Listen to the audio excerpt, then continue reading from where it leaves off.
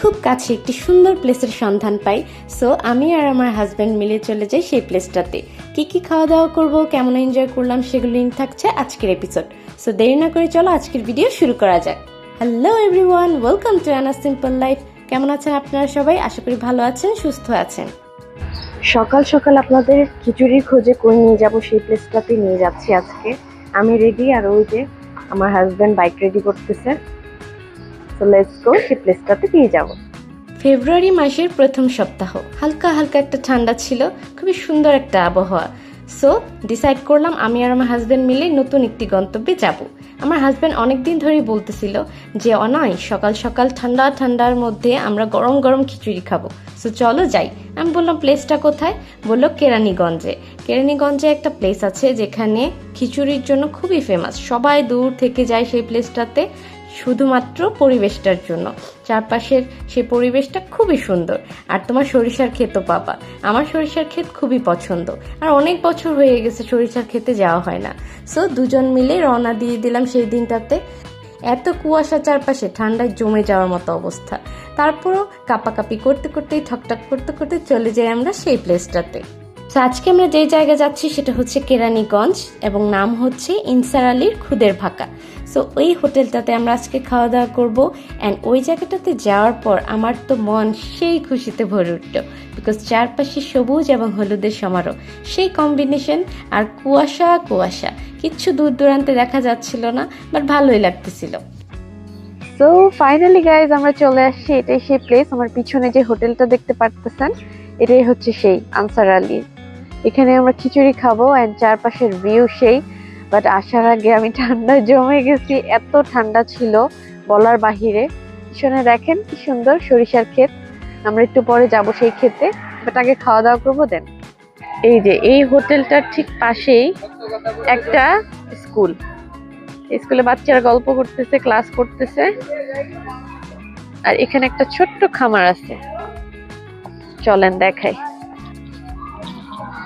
এই যে দেখেন ছোট ছোট গরুদের বেবি।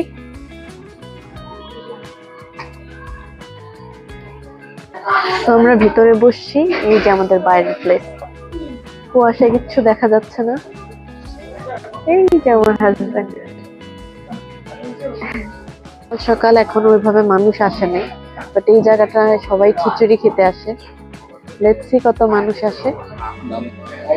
গরম গরম খিচুড়ি, আমাদের অনেকগুলো ভর্তা নিয়ে চলে আসছে।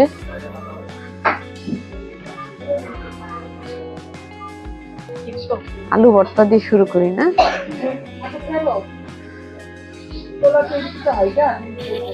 বিসমিল্লাহ।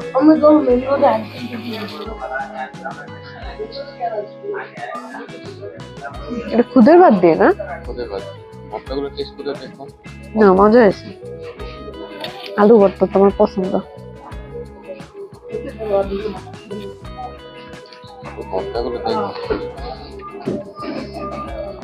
শীতের সময় এরকম গরম গরম খিচুড়ি জোস।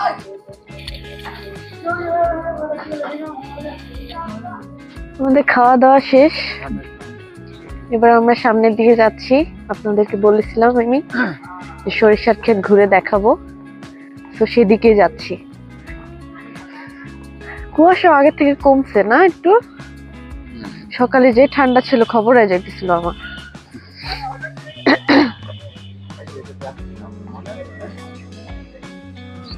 এই যে আমরা চলে আসছি সরিষার ক্ষেতে।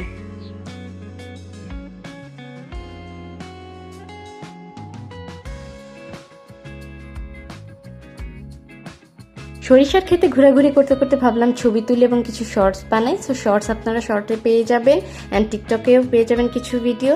অ্যান্ড ছবিগুলো অবশ্যই আমাকে জানাবেন কমেন্ট সেকশনে যে কেমন লাগলো। এখনো শিশির পড়ে আছে, ভিজা।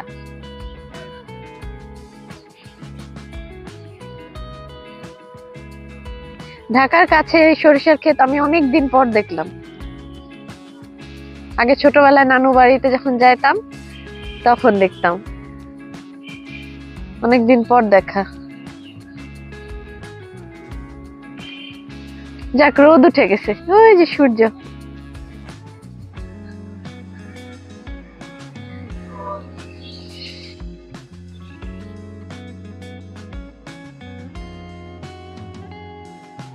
ছবি দেখতে দেখতে তাড়াতাড়ি বন্ধুরা লাইক শেয়ার এবং সাবস্ক্রাইব করে ফেলো এন্ড ডেফিনেটলি বেল বাটনে ক্লিক করবে to get updated all the video.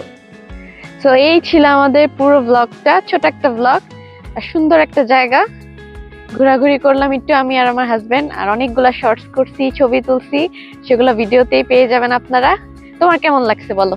আজকে আমার খুবই ভালো লাগছে, অনেক বছর পর আমরা আবার আসলাম এখানে, তাই না? হ্যাঁ, আমরা বিয়ের আগে আসছিলাম, মানে আমাদের প্রপোজ টাইমে এই জায়গাটা আসছিলাম কেরানীগঞ্জ। এখানে ফার্স্ট আমাকে প্রপোজ করছে উনি, আর আমি বলে দিছি। তো পুরনো স্মৃতি আবার তাজা হয়ে গেছে, ভালো লাগছে। আর জায়গাটা খোলামেলা, শুধু এখানে একটু রেস্ট্রিকশন আছে, বিশেষ করে এই যে সরিষা ক্ষেতে ভিতরে যাওয়ার জন্য।